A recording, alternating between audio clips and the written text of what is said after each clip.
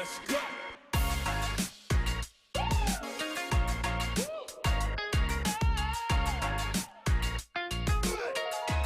Starting out with a panel discussion on when technology will replace people in multifamily.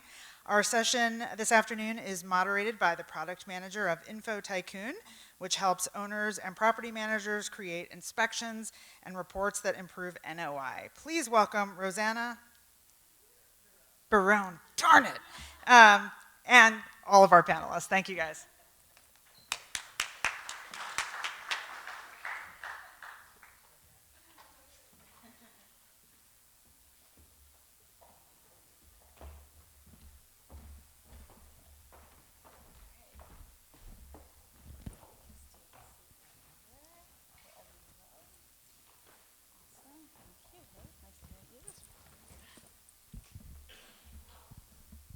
Testing. Okay. Thank you, Dana, for the intro. And thank you, panelists, for joining me today. I'm going to give you each a chance to introduce yourselves, if that's okay. Yeah? Go ahead. I'm Mike Brewer, RADCO Companies, Atlanta-based company that owns and manages roughly 20,000 apartment units, mainly here in the Southeast, but a few in Texas, Indiana, and other states. Zlatko Bogoevski. I'm with Betterbot. We are a conversational leasing technology company. We want to help you guys fill up your apartment complexes with as many qualified prospective renters. So. Hello, everyone. My name is Mike Myers. I'm the founder and CEO of Hayvn. For those of you unfamiliar, Hayvn is an ecosystem of software, hardware, and services for the multifamily industry. We combine access control, a resident engagement app, and a powerful platform for managing your properties. Awesome. Thank you all for being here today at Shadow Summit with us to talk about the interface and collision of tech and people in multifamily. Let's jump right in. And I was told you go by Z, yep. So I'll call you Z, and then I'll say Mike at RADCO if it's that Mike, and I'll just point at you if it's you, Mike, okay? All right, so McKinsey estimates that up to 375 million workers, or 14% of the global workforce, may need to change occupations, and virtually all of us are going to need to adapt to working alongside our machines in new ways due to the increasing adoption of artificial intelligence. That's across all industries. When we think specifically about multifamily, what is the reality of technology taking the place of people in our industry? Mike, do you want to start? Sure. This is something that's very near and dear to my heart, and I think now is the right time to start reskilling and upskilling people. Just as an example, at RADCO, we hired our first digital leasing consultant right along the lines of what Z does. Never sick, 365 days a year. She shows up, she answers every single one of our telephone calls 100% of the time, 7 days a week. Triages the phone calls either to service-related things that would actually ring through to the office and or to a leasing and sales team that would actually take a tour, right? So she sets an appointment and then actually hands off to a human at some point. But the future iterations of this technology, in my mind, could certainly replace a leasing consultant, especially if you've got, say, a pod of communities that are within a 1 to 3 to 5 mile range of one another. When she can tap into Google Maps and start to distribute that labor, you can actually lease apartments with less labor.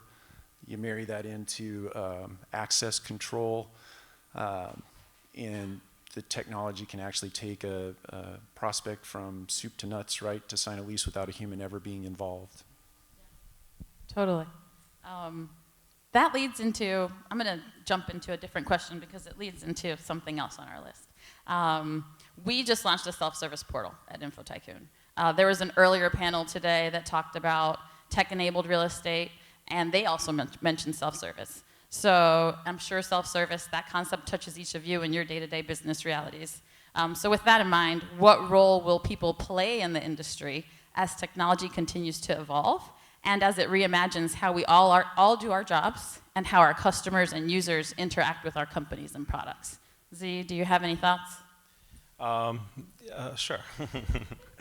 I think about AI a lot and how that's going to impact humans, and obviously self-service. I mean, we provide that, but I'm not too quick to say that we'll be replacing humans right away. But what we will be doing is rethinking what humans are doing on the job. Right now, a lot of the jobs that humans are doing are better suited for bots. So I think what we're going to have to do is rethink what humans should be doing. On the other hand, when it comes to connecting with another human, bots are not very good at that. So while we'll see more self-service, I think we'll see humans actually move to channels that deal directly with humans where bots are not well suited to handle. So, Makes sense. Mike, do you have any thoughts you want to add? Well, I believe we're a long ways away from generalized AI that could actually replace everything a human is able to do. My thoughts on technology like this is that AI needs, in order for an AI to be effective, it needs to have a specific task and a large data set. And without that, and also people that are very capable and knowledgeable in the field setting it up, you're not going to create an AI that produces anything valuable. So there are certain things that are prime candidates for being automated. Many of the chat aspects that my colleague over here is developing is a good example of that. But this is a service industry, and nobody serves as good as a person could serve another person. And so that's my opinion. It's a great point. Did you want to add anything, Mike? Yeah, I think they're absolutely right. I think when emotions enter the equation, that's what a bot doesn't do very well. When it's analytically inclined or task-oriented, certainly the technology can do it. But yeah, until a computer or an AI or a chatbot learns how to deal with emotion, it's not going to be that useful. And also, if I can add, there has been a very interesting paradox in multifamily. We've been adding technology to automate things in multifamily for the last 20 years, but the end result has been that people have been busier and busier. We have not been able to reduce headcount, so beware of that. Very, very true. Okay, so I have a more general question. About a third of Americans live on a multifamily property. So how do you currently see technology reshaping the industry and that experience today, other than AI? Like, what other trends do you see, or what other ways do you see technology infiltrating that experience, either for residents or for your staff on site? Feel free to jump in, Mike. I see some interesting things happening in the IoT space. There's a company based in Houston, Texas. They're not multifamily specific. Modally is the name of the company.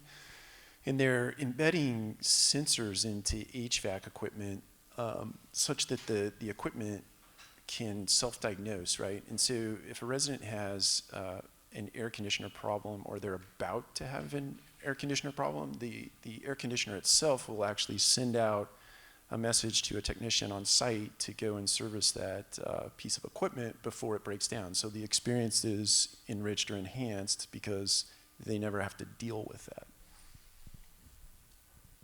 I think the pattern that I've seen so far is that there was sort of a first generation of technology companies in the prop tech space, and a lot of them were mainly focused on how do we improve utility efficiency. So water, power, energy, heating, HVAC, preventative maintenance, and that's great. I love that. This industry is embracing green technology and not only seeing an ROI on it, but also it's good for the earth. The problem that I've seen from the first generation is many different companies creating a single solution, and as a property manager who may or may not be tech savvy, evaluating these hundreds of different companies and learning what to integrate into your building and doing it effectively is difficult at best and risky to your career as worst. Yeah, I think Darren did a really great job earlier. I don't know if you guys heard his session before lunch, but he was talking specifically about how there's tons of tech that's out there that would be interesting to him to roll out on his properties in his portfolio, but you can only effectively do that with 2 or 3 per year. So evaluating and then rolling out, it's a whole process. So Anything? Did you want to add anything, Z? Yeah, and I'm starting to see that property management companies have more of a process for integrating innovative products. While before they didn't have a process, now they may have a director of innovation and staff that are specifically tasked with evaluating products because it is so time consuming in order to find that optimal mix. Yes. Yeah. I was at AAA recently where I saw Mike, and on one of the panels they talked about how they do something similar to Shark Tank, and they have vendors, tech vendors, come in to pitch their product to make it in front of like the board that's going to select what's going to get rolled out that year. So it's very, very interesting. So I'm going to start with you on this question, Mike. I'm going to pick on you because you guys are a finalist again this year on the list of best places to work in multifamily. Congrats. So related to that, how do you believe that people working on the front lines of multifamily can prepare for how tech is going to change the future of their jobs? Is there any way for them to future-proof themselves, in essence? Yeah, and I see Patrick. Great organization, by the way. So I think, what can they do now? I think first and foremost, they have to be cognizant of what is going on, not only in the multifamily space, but across industry, really as it's being driven by the big four, right? Amazon, Apple, Google, et cetera. So consumer behavior, every single person in this room our behavior is being modified by those particular organizations, right? And so if you pay attention to what those organizations are doing in the broader space, but to you individually, that's really your bellwether, right? Or your sort of lighthouse that you need to look at in order to reskill or upskill yourself. And not everybody is going to be a technologist, not everybody is going to be an engineer, not everybody is going to develop software. But I think to the point that these gentlemen have made, I think humanities are going to reintroduce themselves into the multifamily space. You know, many years ago, Bill Gates said, "I'm going to put a computer on every single desk in the entire world." I think we're in the midst or on the cusp of taking every single one of those computers off the desks and reintroducing humanities back into the equation so people actually look each other in the eye when they're doing business. So that's what I'd say. Yeah. Yep. I couldn't agree more. And it's very interesting. The more I work in AI, the more I believe in humanity. And so I'm not really big on Terminator scenarios right now. I'm an optimist. But on the other hand, when it comes to how do you prepare yourself, sometimes all it takes is just ask yourself, I mean, what I'm doing right now, are these tasks easy for a computer, software, robot to do or not? And one task that's going to be always difficult for robots is communication with other humans. So get better at communicating in person. I think that's not going to be replaced anytime soon. I think Z touched on some good points there. I think if I were to give advice on how to prepare for adjusting for upcoming technologies is to gain an understanding of what can be replaced and what can't. There's certain applications like maintenance, for instance, that you can't. It's going to be extremely difficult. Not to say it couldn't be done, but it would be very difficult to make a robot that could do plumbing, for instance. And so you have maintenance staff that does that. They're going to be very difficult to replace.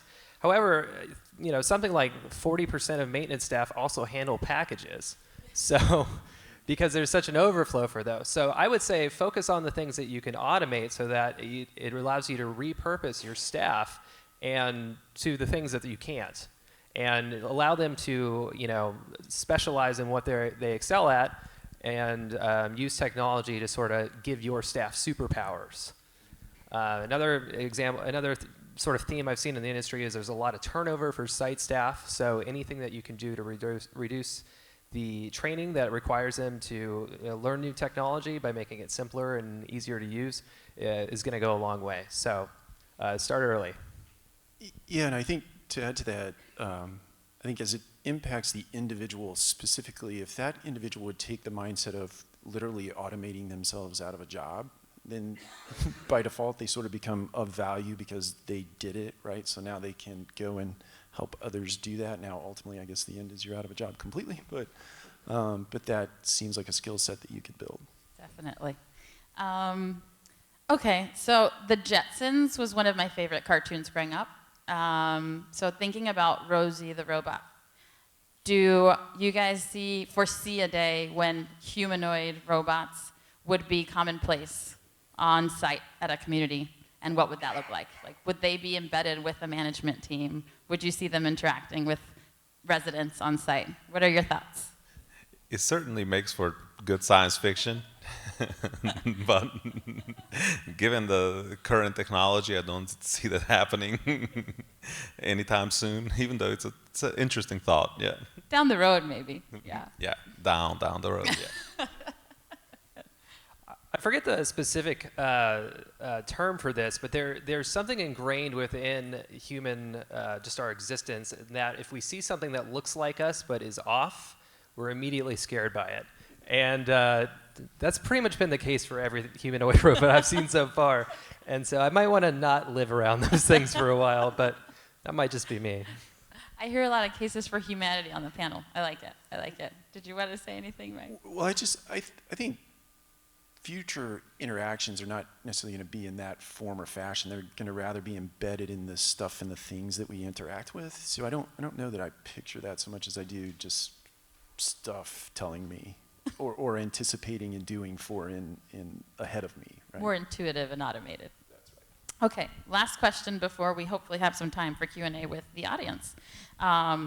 So investment in prop tech has grown from $500 million in 2013 to 12.9 billion just in the first half of this year alone.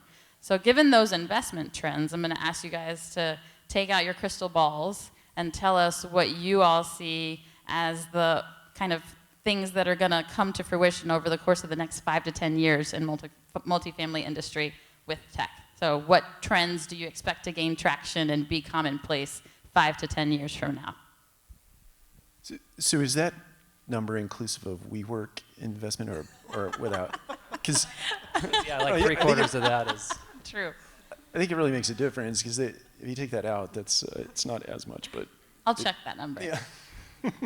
But I do think, look, I think we're in the messy middle right now, or the wild, wild west, or whatever you want to label it. And I think I lovingly refer to it as the prop tech tsunami making landfall in the multifamily space. And I think that there's going to be a lot of shakeout over the next, let's say, 36 months plus or minus. And I think at that moment in time, if the Yardys of the world and those are the property management systems that govern our space, if they haven't scooped up everybody by then, or startups haven't sold out to them by then, I think there will be some interesting things that allow for labor distribution, being really smart about the way you distribute labor, really smart technology as it relates to self-diagnosing mechanics in the apartment space, which will it'll give the resident an experience, I think, that is in advance of anything you can imagine today. You can imagine it, but it'd be in advance of that in the future. Exciting. Z, what do you see? The future is notoriously difficult to predict.